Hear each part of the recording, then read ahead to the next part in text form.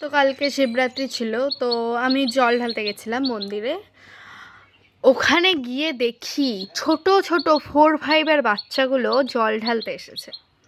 মানে হাঁটুর বয়সী বাচ্চাগুলো ভাই শাড়ি পরে জল ঢালতে এসেছে। ওদের সঙ্গে আবার ওদের বয়ফ্রেন্ডগুলোও এসেছে।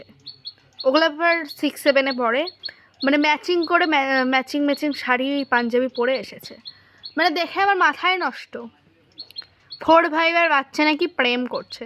তো আমি একজনকে ধরে জিজ্ঞেস করলাম যে তুই উপোস করেছিস? বলে হ্যাঁ, আমি উপোস করেছি, আমি নির্জলা উপোস করেছি।